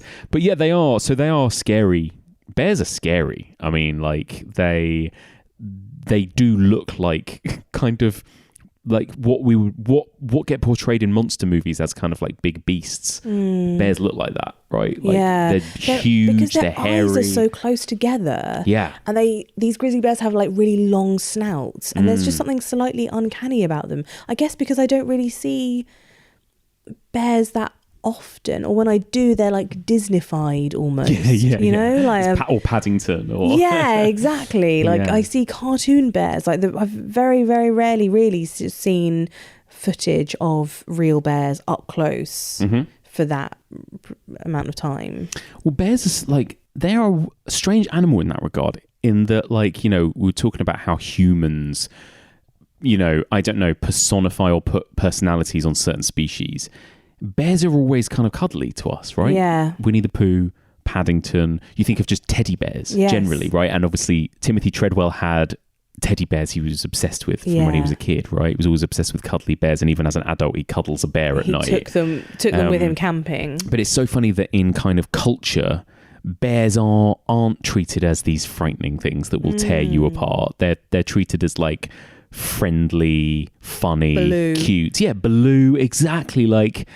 And they are. And there's moments in the documentary when they are really adorable and they're funny, like when the bear is diving for the salmon and you can see his little feet sticking out of the water and stuff.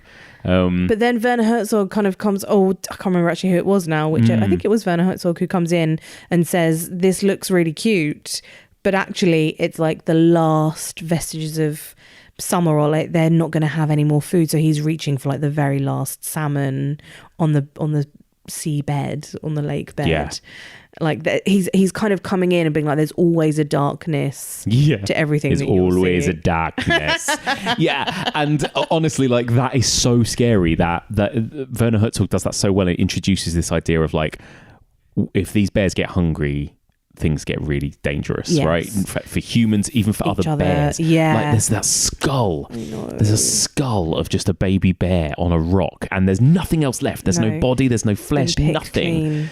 And it's like, holy shit, they've just completely devoured an entire bear, like smaller bear, because there was no fish left in the river or whatever to eat. Yeah. And so it was increasingly building this sense of dread and danger, isn't it? The documentary of like, this is what bears can do. Yeah.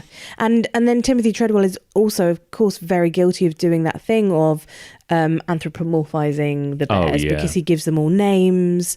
He talks about some as being really mean compared to the others. And, this one's a really nasty one, or... Yeah, and actually, other people do that as well. Like, they talk about the bear who they think killed Timothy and Amy, and they talk about it being like a really mean bear, not from around here. Like they're already like making this bear foreign. Yeah. They're already making this bear other. Yeah, that's so true. Like rather than, oh, it can't have been the ones that Timothy made friends with because, you know, they didn't know him and that's why they killed him. I was like, listen to yourselves. He was in bear country and they were hungry and he was there. Yeah. That's ultimately all it was. There was no meanness involved. It was just instinct. Absolutely it was. And again, like that inevitability of what's coming. And we know, obviously, the documentary basically starts by revealing that he's dead. Yeah. But then it goes back and reveals and just all of that inevitability of like, of course, this is where it ended up for him, you know. And he, I think, kind of knew that too, didn't he? You know? And again, Werner Herzog tries to frame it that way a little bit, that when he's making his like last camera entry, it's almost like he sort of knows, right? Which again, maybe Werner Herzog stretching. I think that's bollocks because I think he says that sort of stuff all the way through. I think we see him say that loads throughout those 13 years or 5 years that he's been filming. Yes. He does talk about death a lot and... Yes, absolutely. He does. Yeah. And it's interesting that he's, again, this weird mix of this guy that just like wants to live off the land, wants to be an animal, right? Is it that he wants to almost like he gets, I don't know, he clearly doesn't get on with human beings very much, right? No, he gets very territorial. Yeah. When he sees human beings, other humans, and he gets really territorial. That's and so like why they're here, like really paranoid.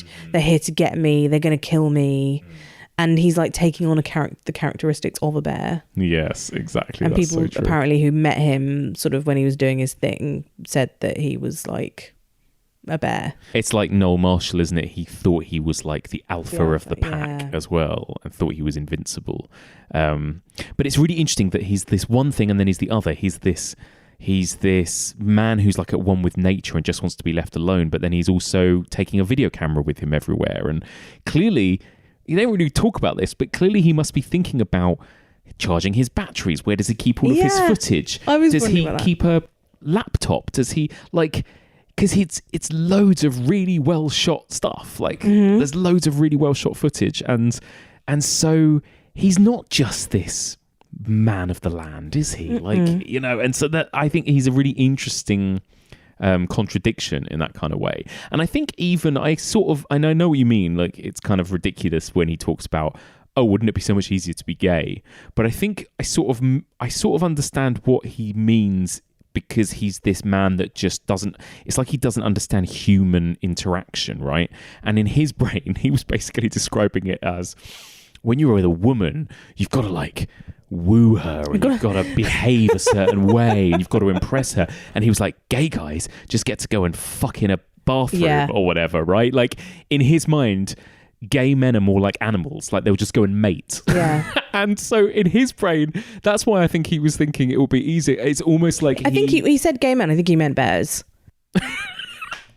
Which is amazing because bears are... Well, yeah, I know. That's hilarious. But actually, I think that is what he was probably thinking. Yeah, exactly. I think that's right. Like, I think he wishes he could just find a mate in the way that animals find a mate, or in his brain, the way the gay guys find a mate. Honestly, for fuck's sake. I always wished I was gay. It would have been a lot easier. You know, you can just bing, bing, bing.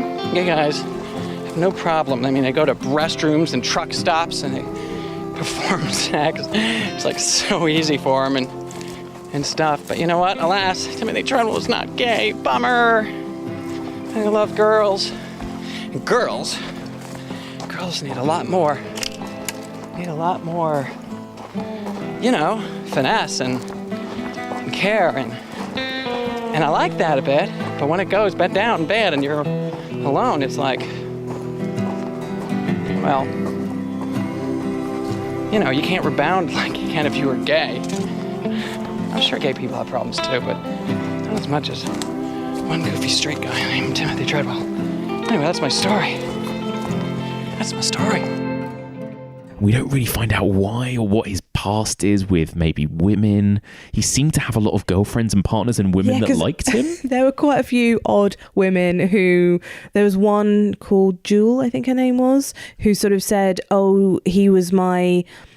oh, well, he was my boyfriend, he was my boss. Yeah. Like, All over sorts of things. all different things. And she says it like several times throughout the documentary. Yeah. Trots out the same sort of lines. And she's actually the one who ends up with the audio of his death, which is quite a hard scene. That's probably the most disturbing moment of the film. It's the quite famous bit of the film where you don't hear the audio, right? But you watch Werner Herzog listening to it, and she has never listened to it. And Werner Herzog, not a man easily shaken, famously. And you see him like lose it. He starts to well up, and he looks like he feels sick, and he takes the headphones off, and he's like, don't ever listen to that. In fact, get rid of the tape. Like, just destroy it. It gets a bit like Blair Witchy almost. Like, it's a little bit like, this will curse you, basically, if you hear it, because it will haunt you. He means it will haunt you for the rest of your life. I think that's such a powerful moment. Like, we don't need to hear it, thank God. For a documentarian to say, destroy it. Yes, exactly. It's really powerful. That's such a powerful moment, I think. Because I wonder if there was a bit of him that would have been tempted to be like, oh, there's the audio of him dying. I can use that in my documentary. That's probably what he went in thinking, right? Or at least would have crossed his mind. Yeah, definitely. So yeah, like that stuff is really fascinating. But yeah, sorry, you were talking about the woman. Oh yeah, well, just that there are these women who obviously were kind of gravitated towards him, and there are, quite a few in this who are kind of close friends. At one point, Werner Herzog says about another woman who features, something like she insists that they were never sexually or like involved or something, which I thought was quite an odd thing, because it sounds like he didn't believe her. But he clearly did. He was clearly charismatic enough to have these women who, regardless of whether or not he slept with them, stayed friends with him and wanted to be known with him. Really liked him. Yeah, exactly. So, that kind of plays in his favour quite a lot. It's quite difficult to get for that to come through when you're watching him, because, like I say, we never see him interact really with others. No. That there's nobody stopping him when he gets irritating, which is quite frequent. Yeah. He's a weird mix of being like sort of boyish. He's very boyish. Yeah, of being kind of like trying to be alpha, quote unquote, but then also he's like a child. Like a child pretending, pretending. And then he does this thing where he calls on the weather, on the water, because there's a drought, and he is kind of doing like a rain dance, and he goes like, I'm calling God, I'm calling Allah, I'm calling the Hindu floaty thing, God. His words, not mine. And it's, it is so childish. And then it rains, and he's delighted, and it worked.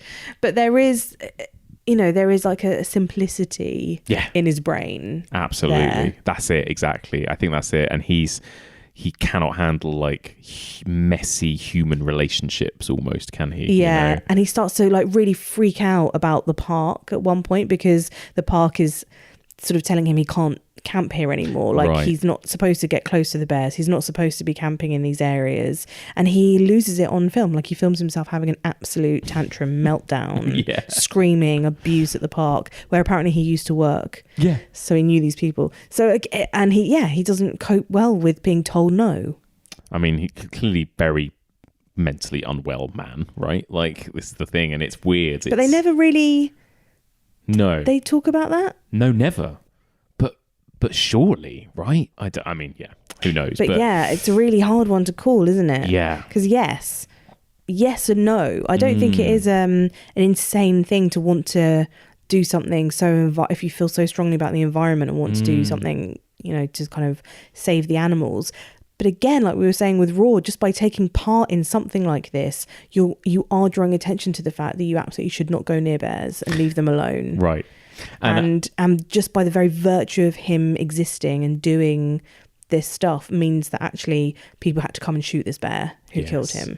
Yeah, exactly. Which was the last thing that he would have wanted, of course. And we know that. And they say that on film.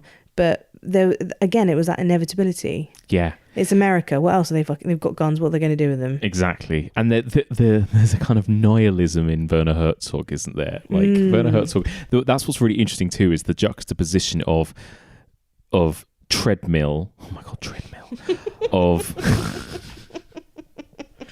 the juxtaposition of Timothy Treadwell and Werner Herzog, because one is this childlike, excitable thing with wonder and awe and love for everything he sees, and I love you. That's what he keeps saying. It's a bit Michael Jackson-y. It is. I was thinking that, like, even in his childlike way, and he has a really high pitched voice. And he his does sound like obsession Michael with, Jackson. Michael Jackson was like that with a chimp, Monkeys, right? yeah. It's like, yeah, there is a bit Michael Jackson about it.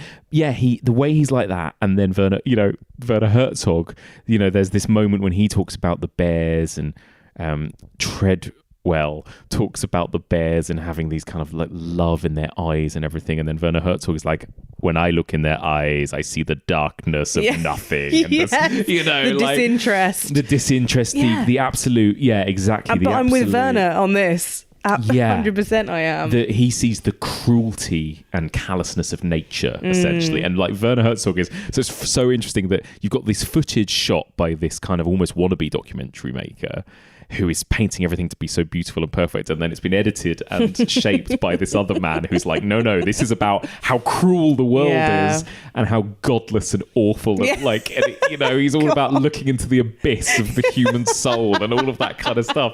And so it's just kind of perfect. I mean, it's just kind of perfect fodder for him in a way. It is. And I do love, like, how did you find, because I think you were a bit off put, I think, weren't you, by some of the decisions, like the interviews, and I was just going to talk about this.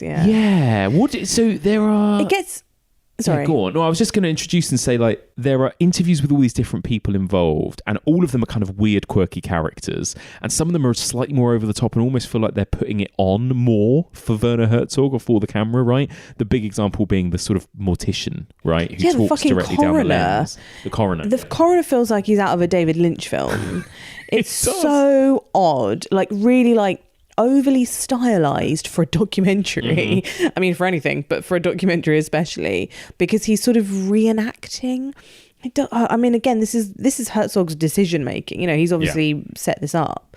He's talking in the morgue over what is supposed to look like a dead body, whether or not there is a body under that sheet or not, but essentially next to a dead body, while he talks about what he's heard on the tape, the deaths of these two people. And just by reenacting it and talking about it and getting this particular man to do it, who is so OTT and clearly enjoying his minute in the spotlight, just feels really uncomfortable to me. Like if it just been a straight, this is what's on the tape, that would have been one thing, but to have set it up like this, and even before that, we see this same, fuck knows what this coroner did to get such a starring role in this film. We see him giving Timothy Treadwell's watch to Jewel, his ex-girlfriend, employee, etc., and sort of passes it over with this, like it's this momentous occasion, and it's really fucking weird and uncomfortable, like it was his to pass over rather than it was just something that had ended up in his office because he's a coroner and this person is dead and it was on his arm when he died, and it's like he's doing her a favor, and he's like, well, you have to sign here, and I'll do this bit, this is the form, I'll do this, cuts it open, look, it's still going, you have to really take care of it. It's like, fuck off. It's really weird. Like the contributors, I said to you last night when we were watching it reminds me of the Richard Linklater film Burning. Yes, it was so like that, fake documentary, but obviously like a mockumentary, obviously a comedy, but of a real thing, right? Yes, based on a true story of these weird and wonderful characters, these kind of strange kind of small town American people, and it's the same kind of vibe in this, and you almost don't quite know if you can trust it, right? Because it feels so performative. The coroner is exactly it's supposed to feel like. No, but I wonder if again that is sort of what this documentary is actually about. It's about the kind of performativity of people. Like there's that the coroner has the same way about him as Treadwell, right? There's this kind of weird, almost cringiness about how much they love being on camera, and they're showing off in a way that like a child does. Like they think, that coroner is talking, not like you say, it could have just been a talking head interview where he's like, here's what happened to the body, here's what happened to which is what they do with like the pilot who finds the body. Yes. That's not that performative, I don't think. No, not too bad. Although even he has a few moments. Yeah, there's a bit where he's singing. Yeah. But so all of them have those like slight quirks about them. But I wonder if there is something that Werner Herzog is kind of saying with all of that too, that I don't know, these these people are kind of almost kind of excited getting by off on the fact this story, and there is that. Maybe that's what when I was talking about, like there's a lack of a real sense of tragedy. Absolutely, because we're not getting that from his friends and I mean,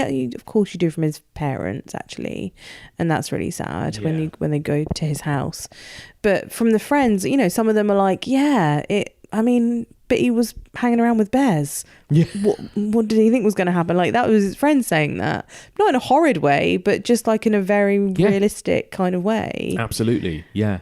So I think you're right. I don't think that Werner Herzog ever probably wanted that to be a tear-jerking documentary. No, it wasn't supposed to be maudlin. It's about the dark, cold, reality of the world, basically, right? And humans' arrogance, like you said, like we said at the very beginning of this conversation, the kind of privilege of the white man as well, because there's that moment in this film, isn't there, where there's a First Nations American there talking about it, right? And as you already said, like he mentions, he basically is saying like, this guy was an idiot, right? I mean, he was saying like, I've lived here my whole life, like we all know how to treat the animals, how to treat the bears. We stay out of their way. Yeah, he was like, for 500 years, my family have, my ancestors have lived alongside bears. And he's getting in there, waving cameras in their faces, touching them, pretending he's their best friend. Like, again, there's that feeling of what did he expect? Yeah.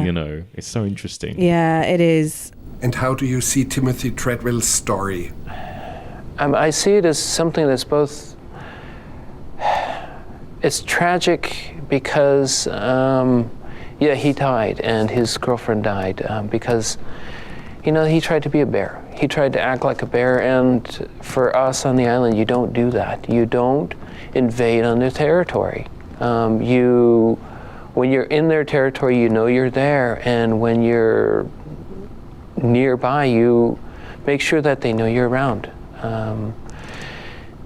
For him to act like a bear the way he did would be, I don't know, to me it was the ultimate of disrespecting the bear and what the bear represents. But he tried to protect the bears, didn't he? I think he did more damage to the bears than he did, because when you habituate bears to humans, they think all humans are safe. Where I grew up, the bears avoid us and we avoid them. They're not habituated to us. If I look at it from my culture, Timothy Treadwell crossed a boundary that we have lived with for 7,000 years. It's an unspoken boundary, an unknown boundary, but when we know we've crossed it, we pay the price. It's about having a passion for something, but where that passion, that line blurs, and where you think that you're doing something for the good actually always will end up hurting the like nature or whatever you're doing. Because in both senses, with both Raw and this, it's kind of, it is high, it is making people more afraid, which is maybe a good thing, because it means it will stop them from interfering with them. But also that's the opposite effect of what these people, I think, set out to do. Yes. But just kind of being in their sphere, you're always going to be harming them in some way. Yeah. In a way, it's a bit of a critique of filmmaking in both regards, right? In that, like, it's kind of like what people say about war movies. Like, if you shoot war, are you just sensationalizing it no matter what? Right. And it's almost like that with this too. Like, they both set out to shoot this footage of animals for these reasons of, preservation and animal protection.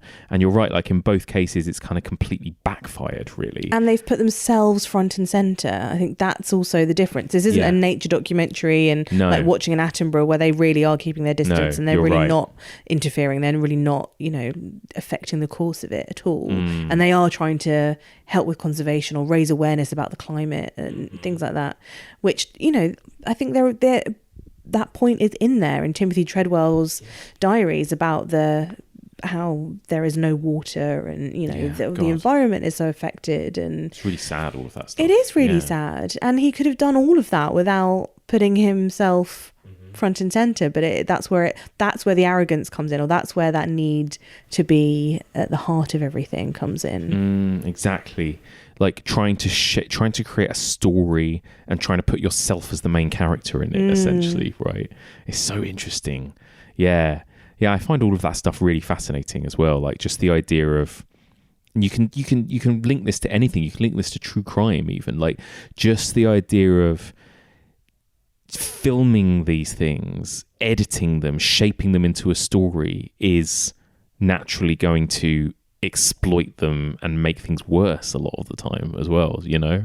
But also like, because then you have to get people up there. I mean, the whole point of the park had told him not to be there, not to touch them. Yeah, he was there, he touched them, he got killed, and that meant the bears got killed. Exactly. Yeah.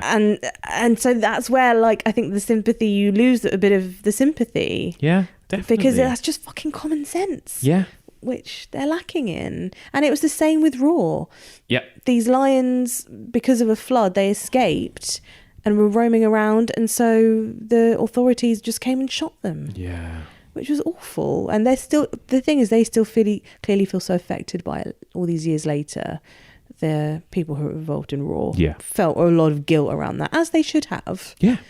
Because they were the ones who put them, if they weren't there putting 150 lions in one place and keeping them in cages while these floods were going on, they wouldn't have tried to escape. They wouldn't have been there. They wouldn't have been shot. So you do lose sympathy for their cause. Absolutely. Because they just go about it in these really misguided human ways. They don't just let them get on with it. They don't just let the camera point at them and show them in their natural habitat. They have to interfere with it. Yeah.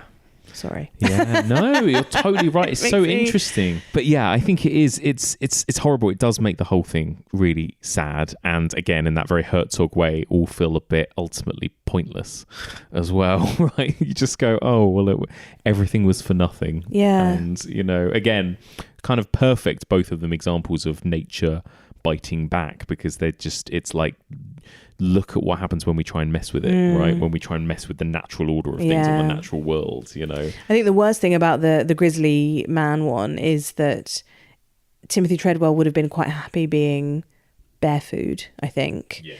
And the fact that actually then the bear didn't even get to be part of that cycle, because there's a point where you know, I'm going quite into it now, but there's a point where Treadwell like is touching bear shit, and he is so thrilled to be touching this bear's shit, which is still warm from being like, inside a bear. Inside a bear. Yeah. It's been inside her, like it's a really odd moment, but it made me think, you know, he would have been delighted actually to have been digested by a bear and come out the other end. Yes. And he was not afraid of that sort of aspect, but he never got that chance because they shot this bear. That's right. And then they talk about it, don't they? They talk about how they killed the bear, open it up, and they found Treadwell in his stomach. Yeah. So yeah, like you're right, it didn't even get to be part of that natural cycle of life that he wanted to be a part of. God. Which is somehow even bleaker. Yeah. Than if he'd just never been found. Yeah, absolutely. And again, you just feel so sorry for, not that we know much about her, but Amy Tugendhat as well, because that feels like really horrible collateral damage to me. Yeah, as well. Agreed. Yeah. I mean, obviously she was there. She also knew the risks, but the fact that she was clearly much more frightened than he was. And he was incredibly brave. I mean, he was, absolutely. It's so scary. Like some of the footage. He was stupid, but he was very brave. That moment after he does his like rain dance and then the floods come, and there's that amazing sequence where he's just filming himself in his tent, and his tent has collapsed on him in the storm. And so he's just lying under a collapsed tent, just filming himself in a sleeping bag. And you can hear the rain and the wind lashing outside. He's just in the middle of like a jungle in a storm that's flooding. There are bears roaming around, and he's just lying there so happy, and he's like, this is my happy place, this is just where I want to be, you know, because the rain has come and they're going to be okay. And it's like, I can think of no worse scenario than that. That would really scare me in the dark. But you are right when you say that he was actually quite an amazing filmmaker himself, because when he there are shots where he's in the tent and he's like bathed in the green light of the tent. Yeah. And it's a gorgeous shot. Yeah. There's another moment where he's filming little paws and a little snout where a little fox is just like dancing on his tent, and he's filming and playing with them through the fabric, and it's just a really beautiful moment. And the fact, I mean, that is kind of Disney, where these foxes just like fall in love with him and follow him about, and he plays with them, and that's genuinely quite charming because it feels a lot less dangerous and intrusive somehow. It does. And then there's a moment when you see a beheaded baby fox. Oh, God. And it's like, oh God. And he's so upset. It's so dark, isn't it? But yeah, you're right. I mean, it's just beautiful to look at, this film, isn't it? Like, he frames every shot as well with like the beautiful like mountains behind him. When he's talking to camera, he will frame it so that he's in the foreground talking, and there'll usually be a bear right behind him in the background, and a beautiful like, you know, mountain or lake or whatever as well. And it's incredible. All of that stuff is absolutely incredible. Yeah, like what a dream for a documentary maker in a way to have access to find all of that footage. That, yeah. And it is kind of like a found footage film. It is. I was thinking that while we were watching it. I was like, this is a literal found footage film as well, you know? So interesting. I know. And of course they don't have any, they say, but what's interesting is that they say they obviously didn't have time for the final bear attack to take the lens off the camera. Yeah, which is why you can only hear it and not see it. But that means that he still turned it on? Yes, exactly. Which in itself is like, what? Yeah, exactly. Like, I wonder what happened. Was it that it was already running, or was this about to happen and he purposefully decided to start recording? Yeah, we'll never know, I guess. But yeah, that is, again, that there is something I feel like that the film is getting at more than anything, of this idea of like, I want everything to be caught on camera and never stop filming. Kind of thing, you know? Yeah. Creepy. Very. Very creepy and sad. There you go. A couple of heavy films. Yeah, they were. These are probably the heaviest films I've covered this series, actually. Yes, because they're real. Because they're real. Yeah. But there you go. But fascinating, though. Really interesting. Really fascinating. And very, like, again, like, has really given me a whole new level of respect for the animals. Massively, yeah, definitely. And also made me realise I'm never going to go to Alaska either. I'm going to tick that off on my list. I sort of feel like that was probably never on your cards, really, Mike. No, it's never top of my list, even after seeing True Detective Night Country as well. No, thank you. Well, there you go. Well, thank you for joining me to discuss these bleak little movies. You are so welcome. And let people know where they can find you. Speaking of animals, Penguin. You've got a Penguin podcast. I've got a Penguin podcast. I am the new host of the Penguin podcast, Ask Penguin. Oh. So do have a listen. We do lots of interviews with authors. And... Yeah, this is Penguin Books, by the way. Oh yeah, this is not about the smelly animal or the smelly animal. Adorable but smelly. No, this is about the publisher. And yeah, if you've got any like book related questions, obviously Halloween's coming up, so we've got some like spooky stories. I'm interviewing Jeanette Winterson. So yes, do have a listen and get in touch. Amazing. Thank you very much. Thank you.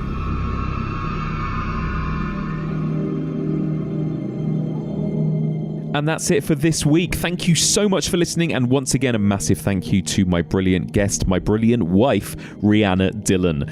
What a fascinating pair of films. That was, for me personally, I think one of my favourite discussions to have this season. So much interesting, dark, tragic, brilliant stuff to discuss in these movies. And I would love to hear your thoughts. Please do get in touch. You can email me, evolutionofhorror@gmail.com. You can also find us on all the socials, of course, Facebook, Twitter, Instagram, and Letterboxd. And if you want to discuss this week's episode with fellow listeners, you can join the Evolution of Horror Discord, or you can join the Evolution of Horror discussion group, and that can be found on Facebook. Don't forget, if you want extra bonus content, sign up to our Patreon, patreon.com/Evolution of Horror. We've got some great stuff coming up this month for the spooky season. Every October, we reveal the results of a big Patreon poll, and this year we asked patrons to vote for their top 10 horror movie sequels, and and we are going to be revealing and counting down the results of that poll in a 2-part special later this month. That's going to be available for $5 donors and upwards.